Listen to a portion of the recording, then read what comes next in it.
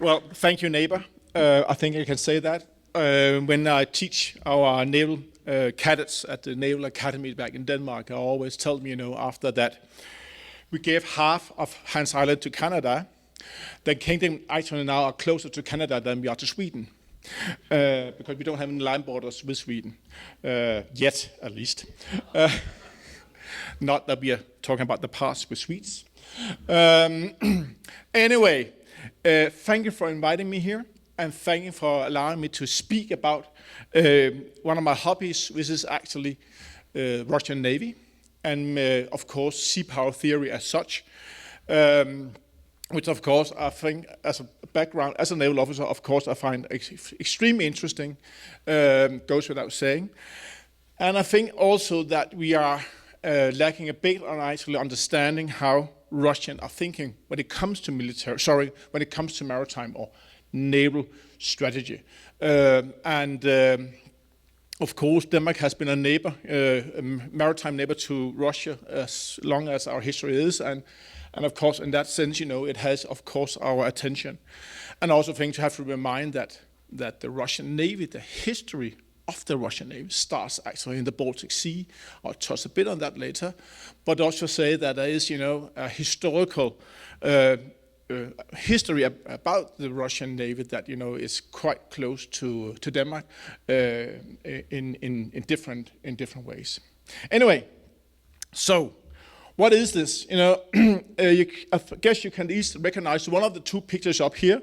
The one when you look at it on your left side, of course, is the Russian ship Moscow, who got a kind of an attack from what seems to be a Ukrainian surface-to-surface missile. And I think this picture pretty much is well known. The other thing that is less known, maybe, unless you are into Russian strategy, is the other thing, and that is a Borai nuclear submarine. Actually, they're part of the Russian second strike capability, which is actually the most important part of Russian naval strategy. And that is why I call this Admiral Gorshkov and Jeune École, because Admiral Gorshkov, we'll touch back on that, is actually father, if you will, a founding father of Russian second strike strategy from the sea. And Jeune École is, of course, how Russia has been forced to think the conventional part of the Navy. It comes from France. It means the young school, and it's a naval strategy that came out of France at the end of the 19th century. So what I'll do, this will be partly a historical lesson on actually what is Jeune École, how do we think that. I think personally it's quite misunderstood. Many places where it's taught, I think actually people are teaching it without actually reading it. It goes actually with a lot of military strategy, by the way.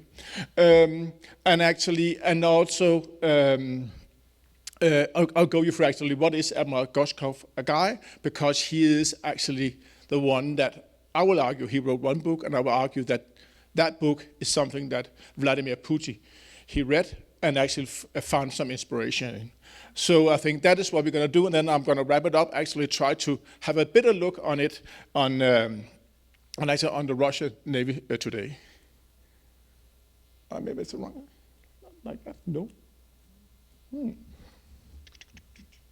Almost like that, right? Okay, anyway, start with that. Anyway, I can just start saying that this is the article that I wrote about it. You can find it in the US Naval War College Reviewed. Of course, when they went through review, I got it back in my face because Russia invaded Ukraine and Moscow happened. And then they said, you know what, you might want to include that in your article. And I think that might be a good idea, going through that process. So it was delayed a whole year because of that. But anyway, that is where this comes from, but I actually think by far my argument still stands in what I wrote this in 2000 and late 2022, 23. Maybe I should just say that's funny. Or else I can just take this one in my hand. I wave at you. Oh, okay. All right, okay. Okay, so what is Jeune École? What is Jeune École? Jeune École is, of course, as I mentioned, this kind of naval strategy proposed by French in France in the late 19th century. Compared to what we are normally used to when we are studying sea power theories, Mahan, Corbett, Goskov, Wegener, if you like to read German, Cassis, if you like to read another French sea power guy. Jeune École is not like a book you take down from the shelf and say, okay, I'd like to read about Jeune École. It's not like Mahan or Corbett. Rather, it's a number of articles in newspapers, it's debates, it's things like that grows out, through roughly around 2 decades in the late 19th century, and that actually, condensed into what we actually today call Jeune École.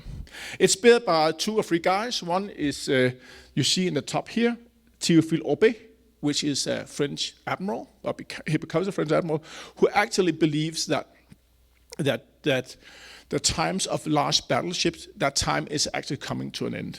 And he is supported by Gabriel Chames, who is Chames, or whatever is said, which actually is a French journalist, an explorer. And he writes a number of public articles, and he do it together with another journalist. So that debate goes on actually, where should the French, or how should the French Navy develop? It's often called the, Jeune École, the strategy of the week. To me, it's quite misleading.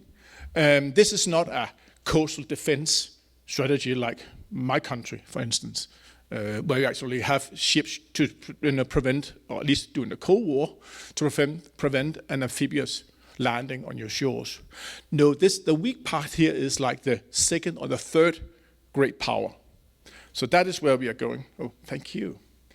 That is where we are going. So it's mean weak compared to, the greatest power. In this case, the weak means, you are number 2, number 3, or number 4 compared to the Royal Navy at the time.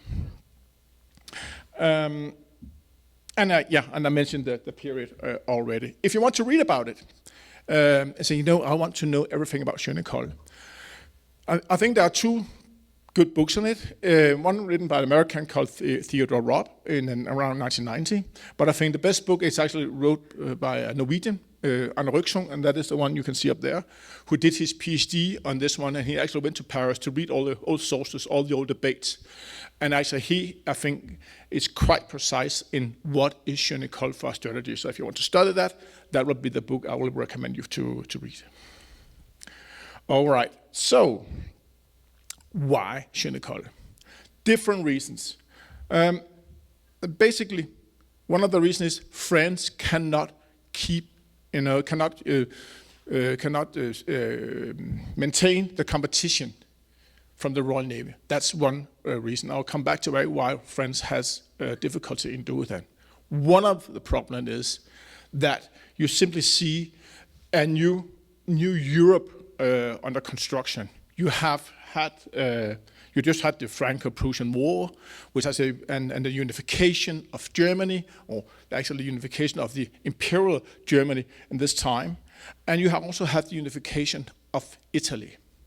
So suddenly France have to be concerned not only about the UK, which historically, of course, has been a concern, especially in the maritime domain for France, but you also have to be concerned about Italy and Germany. And of course, Germany is the one that France see as the peer opponent or adversary during this period here. Italy is an opponent or an adversary as well, mainly because they get a competitor in the Mediterranean Sea. So suddenly the French Navy will have to actually be concerned not only what's happening in the Atlantic, but also happening in the Mediterranean Sea. And the UK is also a competitor within colonies. So that is like the third adversary, if you will. And that France has to find a way to balance with its navy. The same period, you actually have the triple alliance between, of course, Imperial Germany, Austria-Hungary, and Italy at the same time. So France, from a security perspective, France see themselves as being under pressure. And then actually another thing that somebody argued is a part of the problem that we are looking this way, or the French look this way, is actually that France loses the French-Prussian War. And they lose it quite significantly. If you see pictures, you actually see the victory parade of Prussian or German soldiers in Paris, the coronation of the German emperor in Paris, things like that. That is a humiliation from France, any way you take it. And they lose part of Alsace and part of Lorraine. That is roughly around 8% of the country's industrial capacity that disappears overnight. Besides of that, somebody estimates that up to around 20% of their iron ore are lost in this area as well, and they have to pay repatriation of what is 5 billion gold francs. I'm not sure how much that is. France is able to pay this fairly quickly, but still the French economy has to recover from this one way or the other. On the other side, you have the Industrial Revolution, we all know that, and actually suddenly there are voices within the maritime or naval communities that say, you know what, if we have limited funding, but we have the Industrial Revolution, can we not make something new out of it? And actually, that is the argument that technology suddenly becomes far more important. That this is a period where we have steam, radios, engine, all that kind of stuff. We have torpedoes, submarines start showing up, all these kind of ideas. You have a kind of revolution in naval warfares. And the argument is maybe the time of the big warships is over. One argument is, for instance, that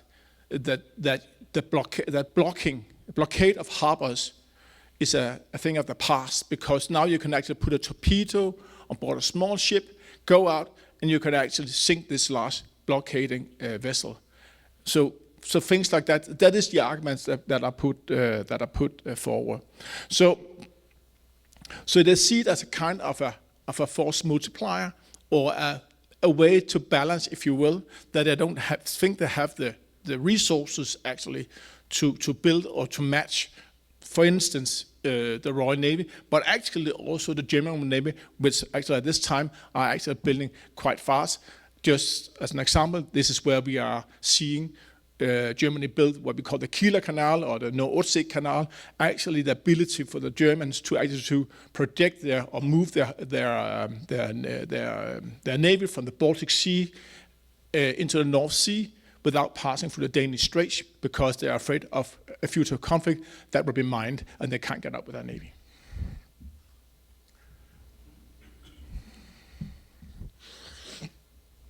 So how do we use actually this Jeune École? How is that actually intended as a strategy or as a strategy or operational strategy?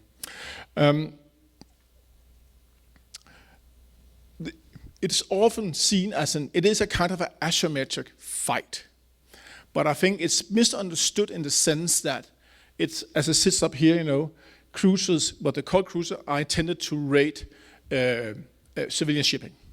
So what is the argument behind this? Well, the first argument is that you do that's this kind of strategy if you are up against a greater sea power than yourself. In this case, the British Navy. So the idea is that if you hit the trade, you will be able to. The idea is not to starve a population. I think that is what people think when they hear about, are you going to starve? Starve them to surrender. No, the argument is actually what the French have realized is that those that actually control the merchant navy, the insurance companies, all that kind of stuff, are part of the political decision making in the UK. So if you hit them, if you hit those pockets, if you make their life economically difficult, they will put political pressure to stop the war, to negotiate it. That is the logic behind it. It also means that there is an argument that you will actually hit things like neutral shipping, which is quite controversial because actually there was an agreement decades before called the Agreement from Paris that actually put a limitation on how you are allowed to attack neutral shipping. But actually, proponents for this says, you know what? Even though that, let's say we are in war with the UK, if there are neutral shipping sailing stuff into the UK, we should sink it. And that, of course, has similarity with what we actually have seen in the 20th century, for instance, with submarine warfare. So that is a part of it. But that's only one part of it. The other part is actually that if you are up against a minor sea power, in this case it's thought to be the Italian Navy, you will do preemptive attack. You see, means you will sink the Navy actually before the war starts. So you use cruisers and torpedo boats to make coordinated attacks in the harbors or just outside harbors or mine or whatever you're going to do to make sure that your opponent will not be able to go at sea at all. That is the other part. That is a fairly offensive strategy in my mind. They actually do things like that. But that was the argument. So you can say the argument is that you hit, if you go to war with the UK, you hit the merchant traffic. If you go to war with Italy, you're gonna sink their fleet before they actually, the war starts. And I'll just come back to it sounds like cruisers here. Sounds like when we say cruisers, we think of like very large ships. This is not very large ships. This is 1,500, 2,000 ton ships. I'll have a few pictures of how they look.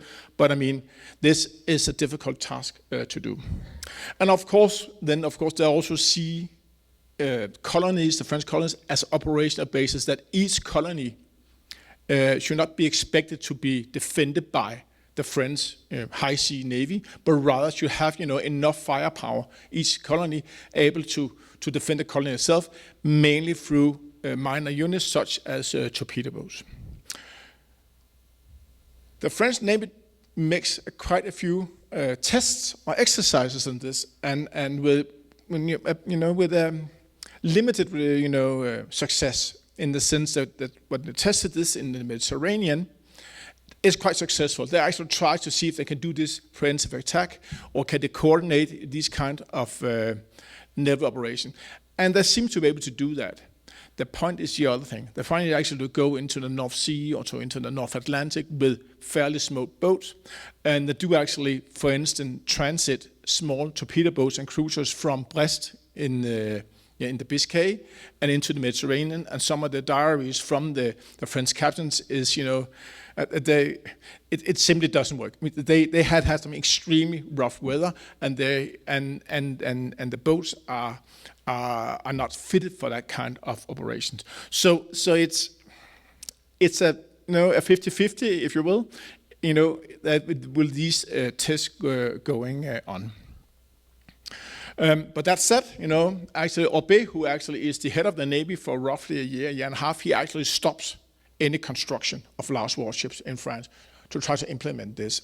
But eventually he leaves office fairly quickly, and France regains its economy and starts actually, and leaves actually, to some extent, or leaves completely, the Jeune École logic, and actually starts again to build large warships. So that often, goes back, has it ever worked? Because the point is a bit, that one of the reasons that this might be a bit understudied, besides that you cannot take a book down from the shelf and read an author on it, is maybe that it hasn't not really worked. And of course, that might be right. But you can also argue how often has Mahani and Decisive Battle worked, or whatever. So the point is a bit, are some bits and pieces here that we can look at that say, it might work. And I think one of the best examples, or related examples where this might have worked, will actually be the American submarine campaign around Japan.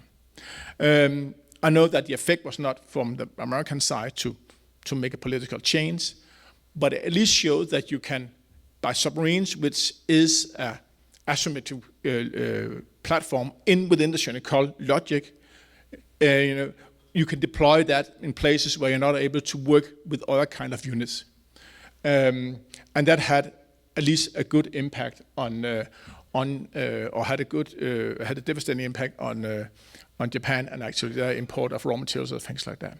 So I think that is maybe one of the few examples that I can point out of saying, that it makes sense that this kind of asymmetric warfighting at sea actually might do something. And that is actually my point as well. It's asymmetric, but it's offensive.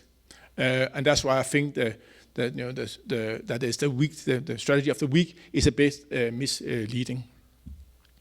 And it has impact on Raoul Casquet, which I can recommend, another French author on sea power, who is, I would say, if you're into land strategy or strategy as a whole, he is a kind of the maritime version of Little Heart. Little Heart is a guy who came with the idea of indirect approach, and Casquet is actually a proponent of actually talking about maneuver and indirect approach at sea, and he has some of his writing, find inspirations in Jeune École, for instance, actually the made to maneuver fast, to have things that can go around and hit in from behind and things like that. And these two are actually pictures of French cruisers. Actually, when this strategy were formulated in the end of the 19th century, and you can see they are not much of a similarity to what we will call a cruiser today. So that is pretty much Jeune École, a one-on-one. Excuse me. Okay, so how did that actually goes into Russian strategy? I'll come back to that. But before I'm talking to that, we have to understand this guy. Great guy in many ways. I find him quite interesting to study. Sergei Goskov becomes the father of the Soviet Navy without any doubt. And you can see he is actually head of the Soviet Navy, for most of the during most time of the Cold War. He has battle experience from Second World War in the Black Sea, and he takes over from Kuznetsov, who is actually comes in bad standing at some stage. The people tend to come to bad standings in the Soviet Union once in a while. So he took over. He writes one book, which is translated into English, The Sea Power of the State. And I found a used copy actually of it, which have standing in the British Library, and it was quite funny to see what people have been commenting, writing on pens inside, like, my God, what an idiot, or things like that, Maxic bastard, and whatever they said. But it was quite funny and hilarious in some way. But I think it's quite important to read for different reasons. I'm well aware that that you cannot read things like that in the Soviet Union without heralding socialism and and condemning capitalism, and he does that for sure. But that said, there are some quite important things in it. He is the first guy, the way I see it, that actually tried to conceptualize nuclear strike within Navy strategy. He described that he says that the most important role navies has is the ability to strike a land target with as many missiles as they can. That is pretty much his words, and I think that's something that also resonates today. He, of course, believed this was nuclear weapon. We didn't have conventional strike capability at the time when this one is written, but actually, that is actually what he said, and that is actually what Russian Navy up to today develop along those kind of thoughts. So if you want to, have a bit of a laugh, but also maybe a bit of insight, I can recommend to read this book as well. A lot of medals, fantastic. All right. So what is it? I mean, why is it so important? Well, I think it's important to notice that first of all, the Russian Navy is actually from the revolution and all the way up through the other side until the Second World War, is not in the best condition. If you're historical interested in naval warfare and naval battles, you know that the Russian Navy was wiped out by the Japanese in 1905 through the Battle of Tsushima, whatever it's called, Tsushima, and simply destroyed. And just reading the story about how the Baltic Fleet actually, transported itself, transited to the Far East is a story by itself, and that is maybe actually one of the few examples of a decisive battle, a Highlander battle that decides a war. But what Sergov is saying is that he says that he makes some funny arguments saying that the reason Russia lose wars is because they have a poor navy. And of course, and he put on, for instance, he said, the reason we lost First World War is that we had a poor navy. I was like, hang on. And one reason that the Russian or Soviet won the Second World War was because of the navy. And some of the arguments he's trying to spin around here is just like, are you really sure about this? But of course, what he's trying to do is, of course, to raise the importance that, that Navy for Soviet Union is important, because if Soviet Union want to be a great power, they need to have a great Navy. In that sense, he's pretty much Mahanian in his logic. And until actually the beginning of the 1960s, you can best regard the Russian Navy or Soviet Navy as what we call a coastal defense Navy, designed actually to protect the Soviet or Russian shores from invasion. And actually the only offensive, or the most offensive units that actually they have also through the 20s and 30s are submarines. And they are, I call them capital ships, if you're familiar with that phrase. They are actually where career officers go. And they are actually in the 1930s. For example, if you see that picture up there, it's called the class is called the Leninist class, and they're actually named after different prominent communists. So they are, where you want to go if you want to have a naval career. And submarines up to today is an important, it's where you do careers in the Russian Navy. Yes, and I mean, just this battle here. It's often marked as the Russian Trafalgar, in the sense that what it did to the Russian Navy, and I would say it's far more. I think that's because it's far more severe to the Russian Navy compared to the French, Spanish Navy during the Battle of Trafalgar. I mean, Napoleon was still able to fight a decade. This one pretty much set the Russian out of the game during the Japanese-Russian War, and simply changed the dynamic in that part of the world. So, but again, interesting battle to study, and how not to do things at sea. But the humiliations tend to come back to you, and the next one is actually the Cuban Missile Crisis. I'm pretty sure you're all familiar with the crisis itself. The question is, why do the Soviet Union do not escort the missiles to Cuba? We have a blockade, what have happened if they had escorted? And one argument can, of course, be they want to do it secretly. That is a fair point. And I think that's definitely a fair point, because if you're starting escorting ships, somebody will be asking you, why are you escorting this? But the second point is also that even though that they wanted to, they probably wouldn't have the capacity to it. First of all, there was not a tradition to form naval task groups. And secondly, the Russian Navy do not really have the logistics set up to do it. They don't have oilers, they don't have all what is demanded for you to be able to deploy what we call a naval task group over a long distance. So they don't have much of a choice in actually sending these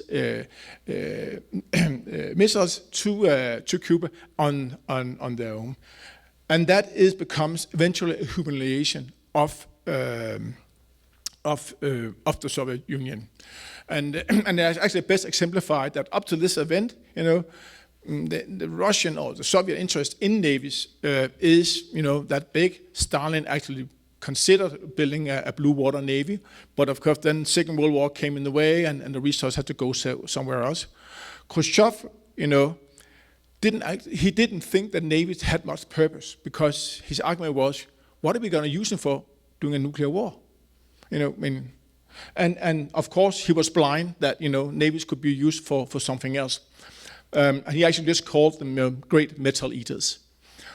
But he changed his mind because of the Cuban Missile Crisis, and actually thereon, funding went to the Soviet Navy, and within a decade, you had close to the second largest navy in the world, where they were able to have permanent presence in the Mediterranean, almost permanent presence in the ocean, things like that. It went very, very fast. And that is what Gorshkov did. But of course, they're designing it a different way, and that's why I put on here the land doctrine, because they are taking their way of thinking war on land, to the sea. So you don't see big carriers. But you see large ships with quite a number of missiles, able to knock out carrier strike groups, convoys, things like that. The Soviet naval air force is the first largest of some states, because they intended to go into the North Atlantic to find targets and to kill them. And it is done by a combination of bombers and a lot of air tanking. And that is actually the idea. So they don't have the tradition of what we would call like carrying organic air with them. And that said, it is still the strike warfare, the nuclear strike warfare and submarine, that is the highest priority for the Soviets at this time. And anything else, is nice to have, but it is the single strike capability that comes in first. And therefore, also, they do not, the strategy is not aimed to do a decisive battle at sea, but rather to hit sea-land communication. The convoys that we thought will go from North America into Europe in case of a war. And then there's Putin's Navy. And I love this picture for different reasons. Does anyone know who that guy is he's holding? Any idea? Anything? No, it's Daddy. It's Putin's daddy. It's Daddy. And if you follow Russia a bit, you know that they have this annual tradition where they walk around with some, from the family who has fought in the Great War, in the Second World War, and Putin does that. Daddy did. But the funny part, he didn't do it as a sailor. He sailed actually submarines, his dad, in the 1930s. So what did Daddy do? Daddy did what as a completely different thing. He was actually a member of NKVD, the notorious good intelligence service that, but among other things, cleaned, opponents, in whatever territories the Red Army went into or abandoned. And he did that. He was in what we call a destruction battalion, who actually, cleared up, things that you didn't like in this part of the world. And he was wounded in 41 or 42, and actually just came back. That is actually the story behind his dad. But still, he has a picture of him in a Marine uniform. And there can be different reasons for this. One is, of course, that there is not a picture of him in a NKVD uniform. I don't know, but there are pictures of him from that period. I can find that on the internet. But there might also be another explanation. His family and Putin himself is born where? St. Petersburg. So he had lived in St. Petersburg, and that would be one of my main argument, is actually that I would argue that Putin has some kind of attachment to the Navy. Like I work with something called as a culture, how culture actually are things that we culturally are grown up with, affect decision makers. And I think the Navy has some kind of attachment or whatever into Putin. He comes from St. Petersburg. He was the mayor of St. Petersburg. And why is St. Petersburg extremely important? Because, of course, it was founded by Peter the Great. Why? Because he wanted to establish the Russian Navy and actually make Russia a great sea power. And if you go to St. Petersburg, you will see, that's where you have the naval headquarters, you have statues of Peter the Great. Some of the first big naval battles that Russia wins, they win them in the Baltic Sea against the Swedes. And I think, so that is actually, if you want to look at one place where you will find, naval tradition in Russia, it will be in St. Petersburg. And this is where this guy comes from. So I argue that he finds inspiration, that there is something about him and the Navy that is important. And I think that's one of the reasons why Daddy is in a uniform, a sailor's uniform.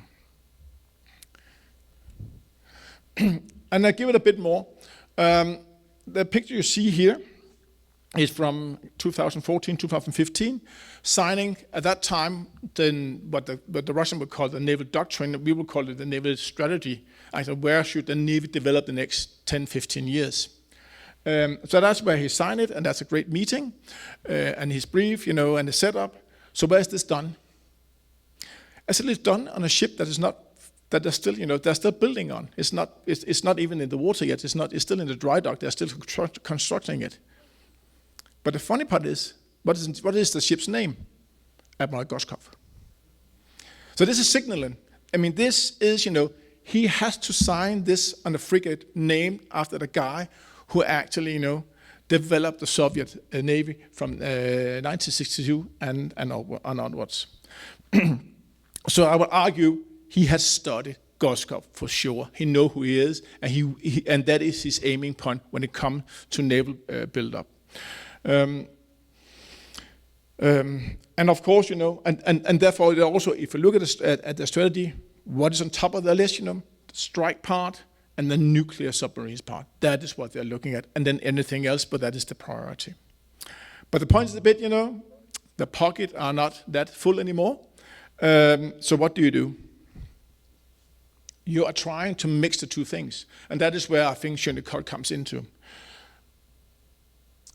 First of all, Russia wants to maintain some kind of naval power position, similar to France, but they cannot afford it, if you will. And they want to do it both nuclear and conventional. Nuclear is one priority, but again, the lesson learned from the Cuba crisis and almost is actually that Navy has other purposes, that you use them as diplomatic tool for coercive diplomacy or whatever, doing some kind of influence.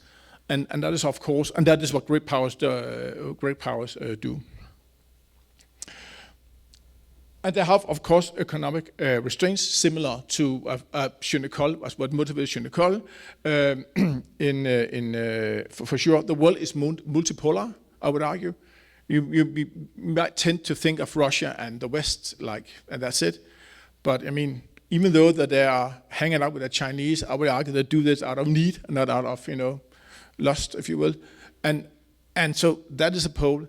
Turkey is also a concern, and actually, how we actually. You can also argue now that maybe the Europe is one pole, the US is a different pole. Things like that. Things have become more multipolar and also maybe more unstable, and that was actually how France saw the world at that time.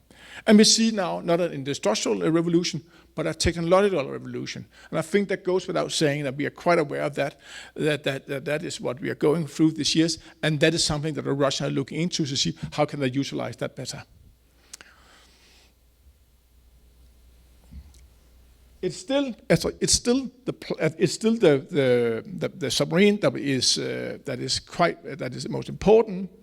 But I think also that we have to realize that technology has done this differently in the sense that in NATO, for instance, we talk a lot about bastion defense. Bastion defense is something that was invented during the Cold War from the Russians, that they had to have a strategy to protect the second strike capability, meaning the submarines with the nuclear weapons. They had to protect that. They called that bastion defense. A part of that was, of course, the Russian or the Soviet Navy going to sea to make kind of a wall that could protect that. So protect the Soviet SSBNs in the Arctic. That is still the case. The point is a bit. There are two things that are different here. At least one thing or two things. First of all is they don't have as many units as they used to, so they're not able to do the same kind of bastion defense than we saw, for instance, during the 1970s. Secondly, the technological development also means they don't have to do it. This down here is a description of how did it die out? Sorry? Okay, can you hear me anyway? Yeah. Amazing. And then I can also see my slides even better. Anyway, but this is how we think bastion defense also today, and this is pretty much a copycat of how we thought about it during the Cold War. The point is a bit And actually, when we saw like the GIUK gap, we like the largest, or there we actually should try to stop them because we do still believe that the Russian, of course, will come down and try to hit convoys in this part of the area. I will argue they will not do that because they don't have to. If you have a missile that are able to travel 2,000 kilometers, that you can launch from a submarine, I want that knife. Then you can actually station them up here. And you actually, if you are able to get the targets, you can actually engage your targets down here. Because again, how many harbors today are this kind of reinforcements able to go into? And it's not that many. So even though that we see submarines down here today, Russian submarines, it's not the same that they'll be there in case of war. And I think they'll be up here because they were able to, one side, to protect the bastion defense. They don't have that many of them. And secondly, they are still able to project some kind of force into this part of the area because of the long-distance weapons. Technology has made that an option for the Russians, which they didn't have 20, 30, or 50 years ago. And of course, they have lesser units, and they have also quite limited air assets to do this compared to the Cold War. So I think that we are also, from the NATO side, we are running back to the good old times because that's what we understand. But I think we should, be aware that what we see during crisis and peace is not the same what we're going to see during time of war. So what is it? Well, its estimated is that Russia is not going to buy and not going to be able to build any large warship over 8,000 tons before 2030. That probably now is rather not by 2035 or maybe 2040. To comparison, a standard frigate today is around 6,000 to 8,000 tons. So this is where we are going, right? And therefore, they also, have heavy investments in missiles rather than platforms. And this old fellow here is a GIUK submarine.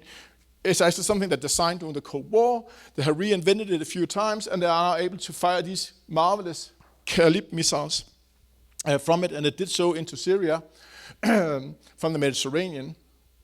So that is actually what they're doing right now. And similar, they put this large missile on what you can see, fairly small units. This one, was what they fired also into Syria from the Caspian Sea on a distance of roughly, I think, a bit more than 1,000 or 1,200 kilometers. And of course, we can discuss, how good are they, things like that, but they're able to do it. So the hit percentage we knew from Syria was around the same hit percentage the American had during the First Gulf War in 1990. So they are able to hit with, but someone, of course, misuse and things like that, but I think that will improve. I think one thing I would like to take, just a small thing actually, of how things actually also develop and how technology can hamper, or your decision can hamper your technology development. The Russians are actually forced to continue development on this one for the moment, the old Kilo class. They actually had a new one in the pipe. They were designing what they call the Highlander class, but they have to abandon the project because they couldn't. The gas turbines for the submarines were built where? In Ukraine. And funny enough, they didn't want to sell it after 2014, So what a blunder. And they simply abandoned the project and actually continue building the Kilo class instead. And they are now, what I can read, they are now coming back to it. But actually, they're not able to build your own bloody gas turbines, your own submarines. Of course, Ukraine didn't want to sell it, Come on. They're not Dutch, The Dutch would have done it. Prove me wrong. All right. Anyway, okay. A part that Jeune École also says is that the access to colonies, right? Touch upon that, and that has been a bit of a setback for Russia. They actually, had a strategy of actually trying to have naval bases. Syria is the most, important or more known place, but also they opened actually also a naval base in Sudan. They have a vision in Algeria, Venezuela, things like that. But actually, reality came to them as well in the sense that that the Ukrainian war, is especially soon 2022, have changed that completely, not at least regarding the naval base in Syria. But it was a part of the Russian strategy to try to have these naval spots on the globe as a part of their strategy, and that is full aligned with the Jeune École. And then we have to talk about the importance of drones, because that's also a new technology, and of course, Moscow is a good example, and something that we discuss a lot. And I often said, that easy tiger, because I think we are sometimes forgetting that, if the Moscow and the Ukrainian, I know that it wasn't against with a missile. Sorry, that was with a missile, but we have seen deployment of drones against all Russian naval units. If that is the problem, I think the Red Sea have demonstrated that there is also, to some extent, a fairly easy solution to some of these things. And I think that is a point as well. Then there's hybrid war. I think that's a new thing. That is something that, a lot of naval strategists might not have thought that much about.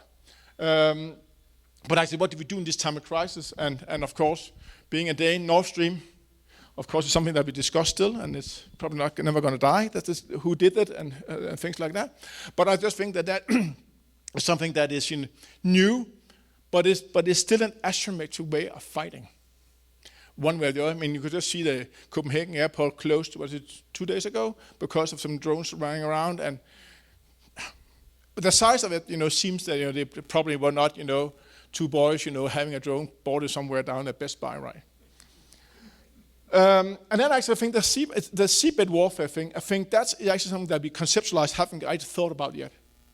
I see there's a different kind of sea land communications. I mean, pipelines on the seabed, it's just a different kind of ships, Ships, it is just where the ship is laying still and the cargo is actually moving.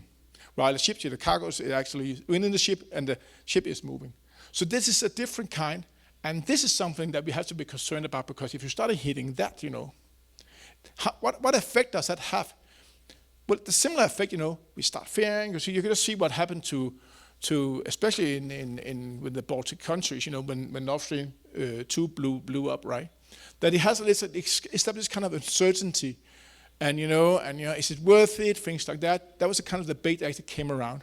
That's quite similar to the debate that the French argued, when hitting out the merchant ships around the world. So, what? It will start the base, you put political pressure on stopping this, things like that. And I think, so in that part, I also think that the seabed warfare is a kind of, we have to think that as a kind of ships, if you will, or whatever, in the context of Jeune École. All right, that's my last one. This is my favorite picture. I love it. Because this is why you should study naval history. I said here, in 2019, the head of the Russian Navy visited the Japanese head of the Navy. You can see their names there. They get some kind of diploma. And I just noticed a few things, He's wearing ribbons. He's wearing medals, right? Things like that. And who is that? Oh, yeah, that was the guy who sunk the complete Russian Navy in 1905. Talking about, welcome, my friend. So, and I'm pretty sure he knows. He doesn't seem that happy. I know that Russians really do, but I'm pretty sure he's not that happy. And do I see just a small Japanese smile here? I love this picture. This is why you have to learn naval history and learn anything about, sea power and stuff like that. Thank you very much.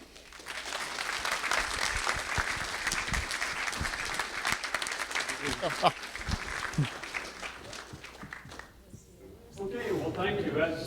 As advertised, Johan definitely did not disappoint.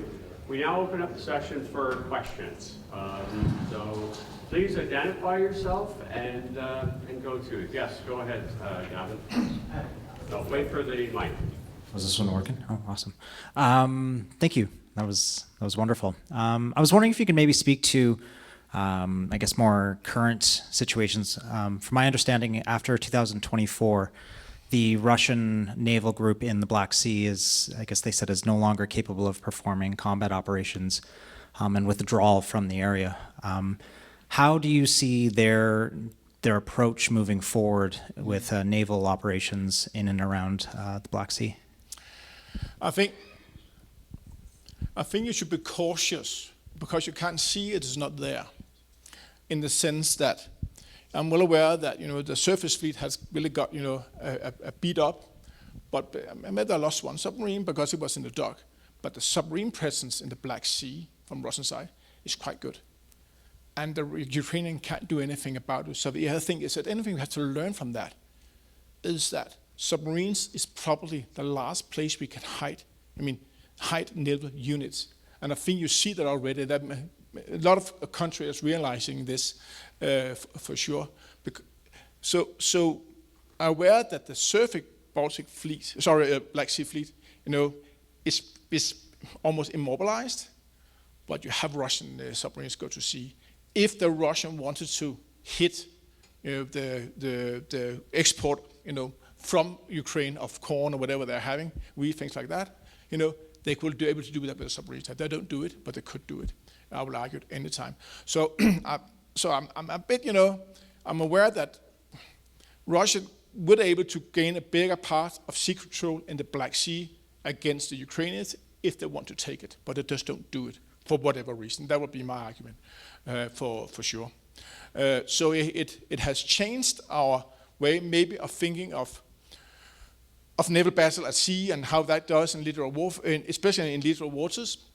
But I also think we have to be cautious, and that is my point. I say, if Black Sea was the problem, then actually the Red Sea might be the answer, because actually we see, especially when it comes to drones, it's quite hard actually to get a drone into close to a warship if actually the warship works right. And then I know that different thing with if ballistic missile, all that kind of stuff, but that's a different story. But when we look at drones, actually, what is the perfect weapon to kill drones as they're closing up aboard a ship? Your artillery. Simply your artillery, like you have it on land. And that is actually what we have seen a lot of countries do in the Red Sea. Actually end up saving their missiles and just knock them out with a gun.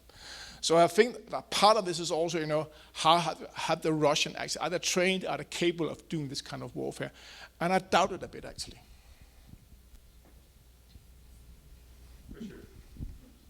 Richard Gimlet, retired Canadian Navy, and I served at sea in the last decade of the Cold War, so I'm getting triggered here a little bit. Richard Gimlet, retired Canadian Navy. Got it. Just so that people are aware, Richard was one of the major architects of the Canadian Naval Strategy Lead March in the 1990s. So be too modest to acknowledge his role. It was his penmanship. Thank you, Rob. Yeah, so I've dabbled in it a little bit. I haven't been keeping up with the readings, though. How did you divine this combination of Gorshchov and Jeune École? Have the Soviets been doing any writing on it, or are you just observing what they've been up to? No, I mean, if you're reading their not their latest naval strategy, because that is less ambitious. But if you read the one from 2014 and 15, I think they're saying, we want to be the second largest naval power in the world. I don't think anyone believes that. I mean, we have the U.S., China coming along, and whoever knows. That's not going to happen. So I think it's a question actually to say, what are they actually capable of? What kind of dynamics is happening? And what we can see is that they, regardless that they want to do so, they are not able to build large warships. They seem to lose them instead. So the point is that, you take these advanced weapons and put them aboard small ships, Who says something about that? And the only strategy that says something about that is to me, the Jeune École. And I think that something I didn't mention is that when we have, as I said, it was multipolar in the sense that France had to maneuver that. But the point was also that France had to work on two coasts, right? How many coasts does Russia have to work on? At least 4: North, Baltic, Black, and the Pacific. With an economy that is, only a marginal of what they had. So I don't see them have any other options. And I see what the French consider and how they develop their navy, I think it's quite similar to what the Russians are trying to do today when it comes to the conventional part. I think that's important because the nuclear part is a different story, and that is where Godfrey will burn through, and that is their main priority anytime. They will burn the conventional navy before they're even going to touch the nuclear one. That would be my argument.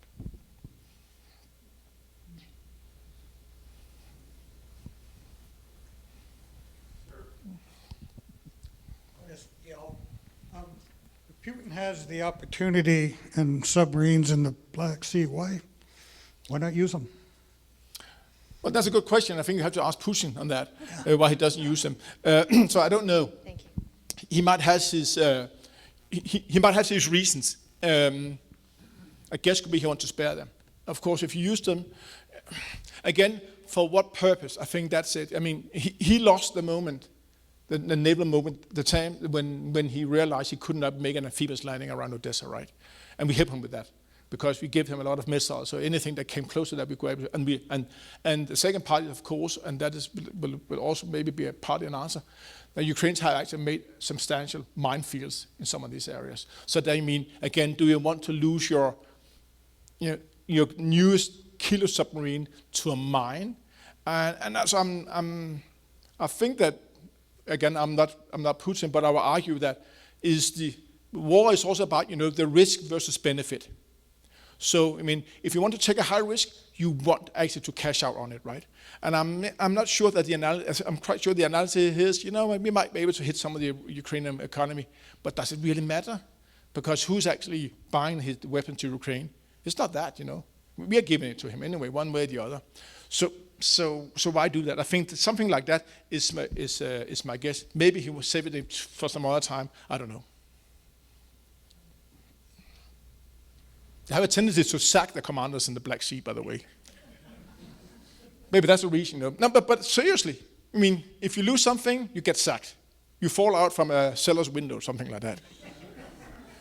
So I mean, that also could be something to say, no, we're not going to do this. It has a counterproductive.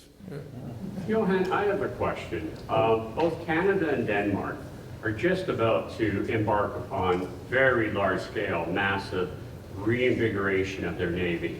Canada's about to build its new destroyers. Denmark has a whole host of issues that it is building. Given sort of the picture you paint of a very weakened Russian Navy ship, why are we doing this? I'm not sure that we are actually doing it. We are doing enormous investments in the Danish armed forces. I don't think we have done large investments since we lost the Second Schleswig War in 1864. Something like that. It is quite a lot we're going to invest. We're going to, for instance, buy P-8 aircraft. But the Navy, to my is lacking a little behind this investment for different reasons. We are indeed investing in patrol frigates, you will, or Arctic frigates. But it's going to be like 4 or 5 or something like that. So it's pretty much, we're going to replace those that are already there. So I think in a matter of the maritime domain, I think actually it's pretty much the Air Force is taking quite a lot of over here. Drones, going to invest in surveillance drones, P-8 aircraft. It seems to be almost around buying those. And actually, the only thing that so far have been invested in the Navy, I mean, we just bought, the enormous air defense system, and we're going to buy even more F-35s. And I mean, but the Navy, there are have been free, and they were intended to be like free naval packages. 2 of them have come out. They're both related to the Navy's Coast Guard duties. The one is for the Arctic. We see that mainly as a Coast Guard part, and then actually patrolling in the Baltic Sea. And we are still missing on what we call the Blue or Water Navy. So I don't actually see that go that much forward as such. And the Navy will, I think part of the Navy will not be looking at the Arctic. But I think the Navy will have a future role in the Baltic Sea, in the sense that we are quite aware of that maybe the Russian Navy ain't that strong. But let's say that Russia drives 10 kilometers into Estonia and just dig in. I mean, are you able to transport heavy tanks by road from Poland into the Baltic Sea? Into the Baltic countries? That is quite hard, because a lot of the bridges don't take the weight. That's why Soviet tanks were so light. So some of them we know for sure we have to sail in, and we will have to do that under some kind of fire, one way or the other. And I think that's one of the reasons my country has invented, and now has said openly, we're going to invest in a strike capability, long-distance strike capability. That be Tomahawks, that be something else, because we want to knock out anything that is within the Kaliningrad Oblast, because that is where the threat is coming. So if the Black Sea has learned something, is that you now will gain sea control by knocking out your opponent's facilities ashore. That be aircraft or that be coastal batteries, rather than actually fighting their navy. Because if the war comes or something like that comes into the Baltic Sea, whatever is the Baltic Fleet will disappear before that, for sure. So and then we will have to be able to have to keep the Danish Strait open and actually do some kind of escort together with other Baltic partners, because I think that was something that NATO will say, you know what, that is your backyard. You do the escort. So it's things like that will happen more, I think, in regard. But that is try to establish kind of sea control, but by actually to knocking out whatever is on land from the Russian side. Hi there.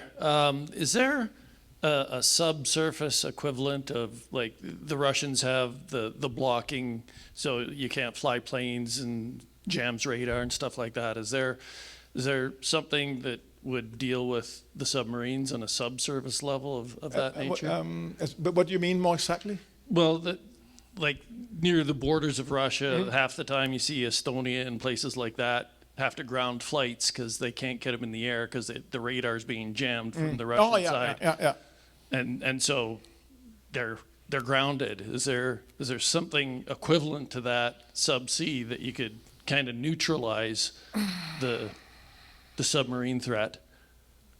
I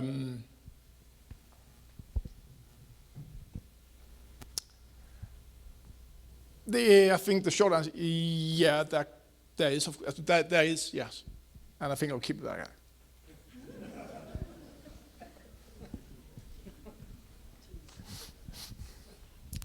Hello. Was that sorry? Yeah, my pay grade. Hi, I'm Glenn Wilkinson from the History Department at the U of C. The other player that I think is in the Baltic is, of course, Sweden. And I've heard, I don't know very much about navies, but I've heard that their submarine is actually one of the better submarines in the world. Is it all that, one thing? And is that the way forward for maybe Canada, or certainly not Denmark, but maybe Canada? Submarines. Yeah, definitely, the Swedes has a long tradition for submarines. They're building new ones, and one they have is quite old. I would say that if you had to look at a modern submarine, there is another great European nation that have long tradition with submarines, which is our German friends. And they actually have this Type 212 CD, which actually can carry NATO strike missiles, among other things. So they are like the two modern, and I think the Swedish is I'm not sure if that is able to do the same thing, but they are quite capable. But they are definitely, if Canada should do so, I don't know. I read a few years ago that the Canadian Navy has suggested 10 new submarines, something like that, to an enormous amount of money. What I think is that that we are also, technology is also helping us here. If you take the German submarine 212, regardless A, B, C, D, the Italians have bought it, for instance. The Norwegians has it as well. And it's actually air-independent propulsion, meaning it can actually go, it can dive for, I think, up to 2 or 3 weeks without actually not to service at all.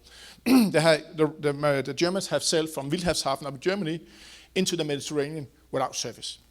The Italians have been to Norfolk with their submarine to do some exercise and go back again. Just to say that these coastal submarines, which are slightly bigger than the old one, but I mean, we're not talking, large submarines.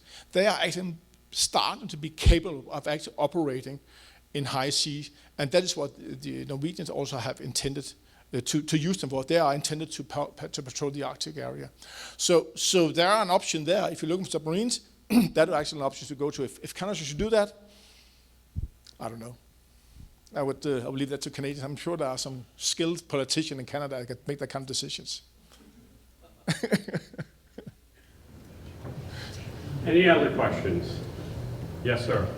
I was just wondering, was the Jeune École influence on the German Navy submarine warfare of both world wars?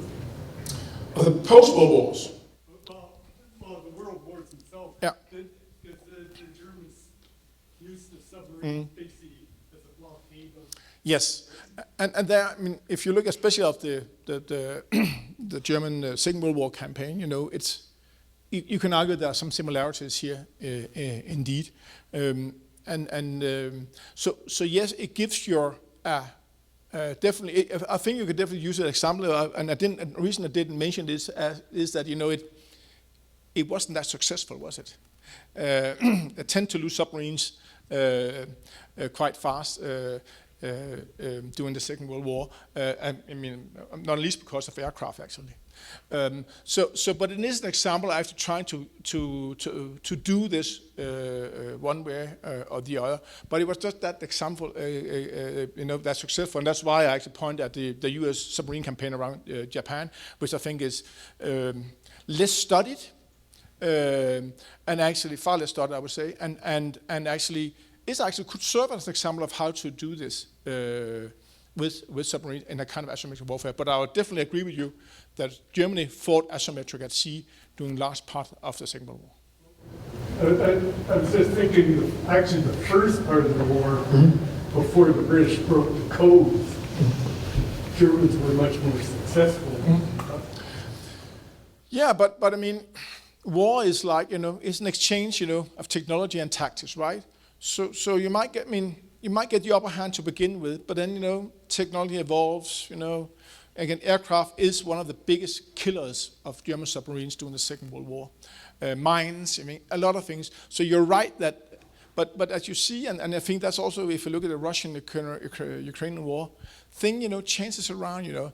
Then, you know, Russian invaded, didn't work out. The Russians were able to hit back, but now the Russians like, you know, they're learning from their process, and actually, so you have that kind of, and that is, you know, what military strategy is about. So you're right, they were successful in the beginning, but they have some significant losses in the end. Is it like 2/3 or something like that of the submarine who never returned, or is it number? It's quite high, maybe higher, but it's high. It's enormous. Enormous impact on losses. Yeah. Dr. Stapleton. Hi. Guess I don't need a microphone. I'm Tim Stapleton from CMSS History Department. So You're getting a mic. Oh, okay. Maybe I don't need one. Hello? Oh, too much. So I just had a conceptual question. You seem to be talking about land, sort of traditional or historical land powers like France, like Russia, and so on, even Germany, trying to become naval powers and competing with the historical naval power. I shouldn't be waving around my beer glass. And competing with historical naval powers like Britain and, well, United States, I guess, historical naval power. So, you know, it makes me think of the Roman Empire and the Punic Wars and the Romans applying land warfare practices to the sea, and actually quite effectively. So, I mean, can you speak to that, to the fact that all these powers that you're talking about are land powers trying to become naval powers, and what are the limitations of that, and maybe what are the advantages of that sometimes? Thanks. Wow. Have you? I mean, I guess you're a historian, right? Yeah, I think so. Have you read Andrew Lambert's books on sea power? Yeah, because that is actually a description. Actually, one of them where he has to describe, cartridge and how they get beat up because they're actually not the largest power. They're the second largest power, and eventually they had to break down because if you build your power on naval power alone, you will, I mean, unless you're an island, it becomes difficult. Here's another example: Venice, for instance. Or the Netherlands. Because as soon as you're not an island state, you seem to get into trouble eventually. If you base anything on naval power, I think that will be my. I'm not a historian, so I will not. I'm not that deep into every naval power through history, but I think there's something like that he goes along.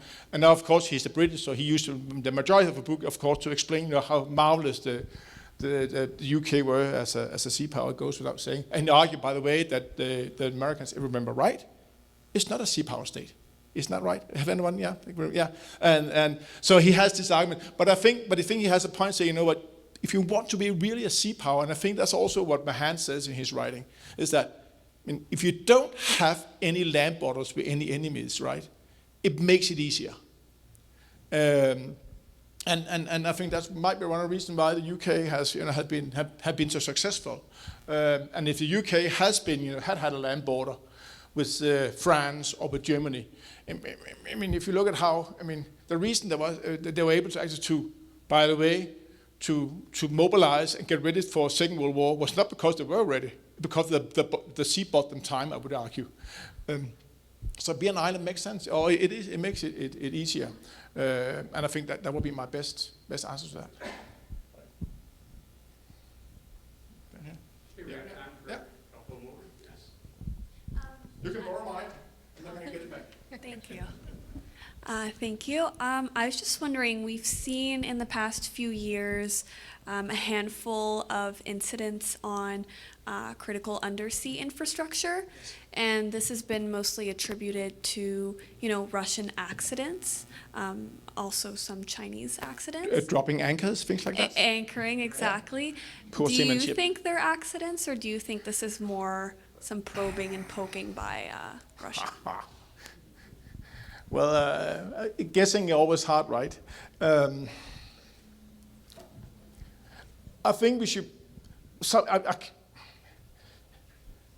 it's not new that cables breaks at sea. I can't remember actually how big a percentage just happened because you have a drunk fisherman or whatever.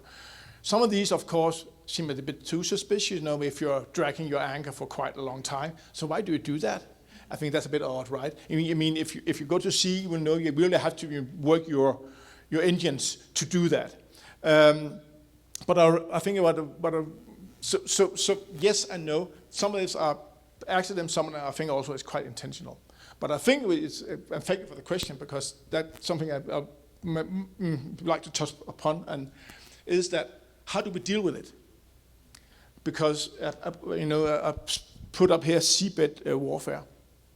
And we have in Denmark panicking and saying, we have to survey it all, and it's like, hey guys, do you know how many cables out there, I mean, how do we ever going to survey that? And the second question is this actually necessary? And I think we can learn a lot from cyber war in this case. So how do you do proper cyber protection? Everybody here has a computer, right? Everybody, you also have a phone, things like that. If there is a brilliant guy somewhere in Russia who wants to get into computer, he will get in, period. You cannot protect yourself from that. No matter how many firewalls you have, he will break in. So what is cyber war's answer to that? Besides, of course, having have a firewall, is you have a strategy to recover fast. So when you break down, you're actually able to recover from it, so it's not that painful. And I think that's how we should think about this. When Maersk, remember a few years ago, the Maersk terminals were hit by actually a quite severe cyber attack that pretty much closed all the terminals globally. Are you familiar with that incident, any of you? Yes. What was it? It was actually, I think it was either a Russian or Ukrainian cyber attack on the other side. And they actually just went loose. And they actually spread into the terminals of Maersk ports. The only reason the Maersk were able to recover for this was they had an old terminal in Accra in Ghana, which at the time was offline. So when this happened and it was shut down, it was just making a fast call to whoever was on the watch in Accra and say, you know what, take the bloody plug out. And from that, they were able to recover within a reasonable time. But the point was just that Maersk did not have a recovery strategy for this. They do now. I think, and that is how we should take that back to the sea-based warfare. Is that, I mean, actually, maybe we should focus more on how we recover rather than actually how we protect it. So if you can repair a cable within 24 hours, it doesn't make much sense to break it, does it? Or if you are able to divert your energy through different kind of pipes, so if it breaks here, and that is what we do today, actually, so then it doesn't matter. So that is actually a deterrence for some kind of resilience instead of deterrence or surveillance. And I think that we need to think more of, because else we can use billions in survey